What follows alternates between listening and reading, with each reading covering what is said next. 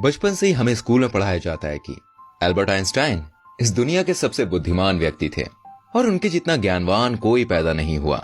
पर आप जानते हैं, भारत में जन्मे वशिष्ठ नारायण सिंह ने आइंस्टीन की मशहूर रिलेटिव थ्योरी तक को चुनौती दे दी थी। कौन थे वशिष्ठ नारायण सिंह? क्यों इनके बारे में हमें नहीं पढ़ाया जाता, न इन पर कोई किताब लिखी गई? वशिष्ठ नारायण का जन्म 2 अप्रैल 1942 को पटना के बसंतपुर गांव में हुआ। उनके पिताजी एक पुलिस कांस्टेबल थे और 5 भाई बहनों के परिवार में आर्थिक तंगी हमेशा डेरा जमाए रहती थी, लेकिन इससे उनकी प्रतिभा पर कभी कोई ग्रहण नहीं लगा। वशिष्ठ नारायण एक चाइल्ड प्रोडिजी थे और उनका दिमाग बहुत तेज था, इतना तेज कि उन्होंने गरीबी तक को पीछे छोड़ दिया। उन्होंने अपने बलबूते पर पटना यूनिवर्सिटी में एडमिशन लिया। यूनिवर्सिटी में एडमिशन लेने से पहले लोग सिर्फ उन्हें एक होशियार स्टूडेंट मानते थे, पर यूनिवर्सिटी में कुछ ऐसा हुआ जिसने सबको चौंका दिया। दरअसल वो मैथ्स में अपने क्लास के ही नहीं, अपने सीनियर्स के भी सवाल सॉल्व कर देते थे।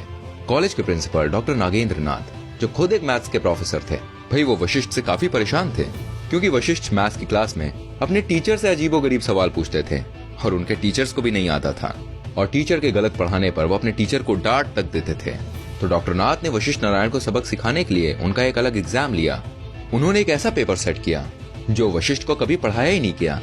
पर जब डॉक्टर नाथ ने पेपर चेक किया तो उन्हें अपनी आंखों पर विश्वास नहीं हुआ। दोस्तों, वशिष्ठ नारायण सिंह ने न सिर्फ उन सभी सवालों के सही जवाब दिए, बल्कि सवाल के जितने संभव तरीके थे उन्हें सभी तरीकों से सॉल्व किया। इसके बाद वशिष्ठ के लिए यूनिवर्सिटी के नियम बदल दिए गए और वशिष्ठ को पहले साल से BSc maths honours final year में प्रमोट किया गया। सीधा फाइनल ईयर में आने के बावजूद उन्होंने डिस्टिंक्शन से क्लास में टॉप किया। कॉलेज में अपने दूसरे वर्ष के अंत तक उन्हें एमएससी मैथ्स अंतिम परीक्षा देने की अनुमति दी गई। एमएससी फाइनल ईयर के सबसे होनहार बच्चे ने कॉलेज ड्रॉप कर दिया, इस डर से कि उसका टॉप रैंक वशिष्ठ नारायण सिंह को प्राप्त हो जाएगा। वशिष्ठ नारायण सिंह जब पटना साइंस कॉलेज में पढ़ते थे, तभी कैलिफोर्निया विश्वविद्यालय के प्रोफेसर जॉन कैली की नजर उन पर पड़ी।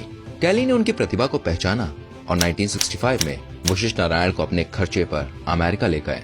साल 1969 में उन्होंने कैलिफोर्निया यूनिवर्सिटी में पीएचडी की और अब वो डॉक्टर वशिष्ठ नारायण बन चुके थे। पीएचडी के बाद डॉक्टर वशिष्ठ नारायण सिंह ने स्पेस ऑर्गेनाइजेशन नासा ज्वाइन किया और 1969 में नासा का अपोलो मिशन लॉन्च हुआ। जी हाँ, वही अपोलो मिशन जिसने इंसान को चांद पर पहुंचाया था। इस मिशन के दौरान कंप्यूटर्स कुछ देर के लिए बंद हो गए थे। तब वशिष्ठ नारायण सिंह ने ही एक गणित लगाकर एक हिसाब निकाला और जब कंप्यूटर्स चालू हुए तो वशिष्ठ और कंप्यूटर का कैलकुलेशन एक ही था। 1973 में उन्होंने भारत आकर शादी कर ली और फिर अपनी पत्नी के साथ अमेरिका वापस चले गए। जिंदगी में सब कुछ बढ़िया था। फिर एक दिन उन्होंने अपने जूनियर की एक गलती पर उसे एकदम से इग्नोर करना शुरू कर दिया और वो काफी चिड़चिड़े होने लग गए थे, इतने चिड़चिड़े कि वो पहले कभी नहीं हुए। तुरंत उन्हें एक मनोचिकित्सक के पास भेजा गया।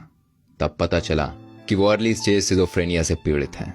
इसके बाद उन्हें कुछ चिकित्सीय दवाओं को लेने को कहा गया। उन्होंने ये बात अपनी बीवी तक को नहीं बताई, पर कुछ समय बाद उनकी बीवी को इनकी आदतें कुछ अजीब लगने लगी और इनकी बीवी ने उन्हें एक दवाई लेते हुए देखा। तब उन्हें और उनके परिवार को इनकी मानसिक अवस्था के बारे में पता चला। वशिष्ठ नारायण और उनकी बीवी कुछ दिन अमेरिका में ही रहे, पर अच्छी जॉब और अच्छी लाइफस्टाइल के बाद भी उनका दिल हिंदुस्तान के लिए धड़कता रहा और 1974 में वो वापस भारत आ गए। वो यूएसए से तकरीबन 10 बक्से भर के किताबें लाए। लौटने के बाद उनकी फैमिली ने डॉक्टर्स की सलाह के खिलाफ उनकी दवाइयों को बंद कराया। वो पहले आईआईटी कानपुर, फिर आईआईटी बम्बई और फिर आईएसआई कोलकाता में प्रोफेसर रहे। इस दौरान उनकी मानसिक हालत काफी बिगड़ने लगी। हालत इतनी बिगड़ने लगी कि इनकी बीवी ने वापस मायके जाने का फैसला किया।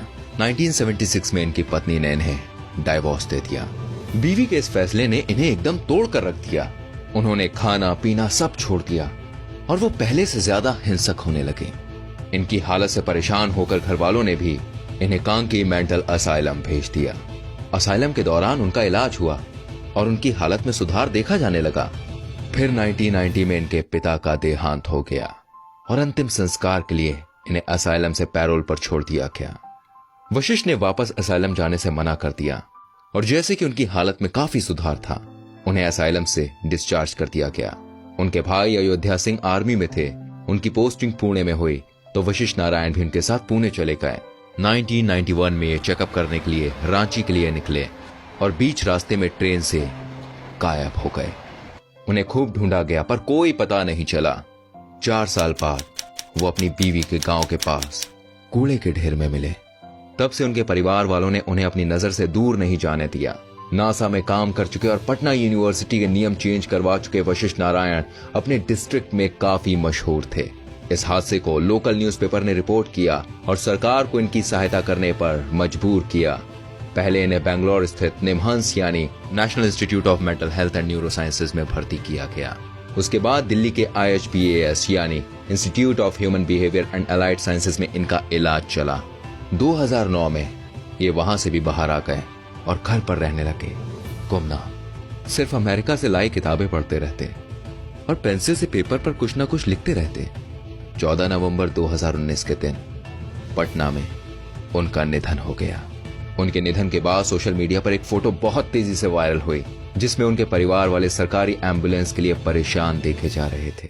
फोटो वायरल होने पर बिहार सरकार ने अपनी इमेज को बचाने के लिए सरकारी एम्बुलेंस मुहैया कराई और इनका अंतिम संस्कार राजकीय सम्मान के साथ हुआ। वशिष्ठ नारायण सिंह को गणितज्ञ जॉन नैश के साथ रख कर देखा जाता है। जॉन नैश को भी सिजोफ्रेनिया नाम की एक बीमारी थी। बस फर्क यह है कि जॉन नैश का इलाज हो सका और वशिष्ठ नारायण सिंह का नहीं हुआ। वशिष्ठ नारायण सिंह एक ऐसे व्यक्ति थे जिन्होंने समय समय पर अपने एक्स्ट्रा ऑर्डिनरी होने का प्रूफ किया, पर कमजोर सुविधाएं, निजी जीवन में समस्याओं, समाज के पागल होने के बोझ ने उन्हें तोड़ दिया। ये इस देश का दुर्भाग्य नहीं तो और क्या है। जो आदमी भारत का नाम पूरी दुनिया में रोशन करने में सक्षम था, उसकी मौत के बाद 2 घंटे तक उनकी बॉडी लेने एम्बुलेंस तक नहीं पहुंची। ये वशिष्ठ नारायण का नहीं बल्कि हमारे देश का नुकसान है। शायद जैसे आज दुनिया एल्बर्ट आइंस्टाइन को याद करती है, कल शायद वशिष्ठ नारायण सिंह को करती। दोस्तों, इस वीडियो को जितना शेयर कर सकते हैं ना आप उतना शेयर कीजिए ताकि फिर किसी होनहार के हाल वशिष्ठ नारायण जैसे ना हो। हम कोशिश करेंगे आपके लिए ऐसी और वीडियोस लाने की। फिलहाल चाहेंगे इजाजत। ख्याल रखिएगा।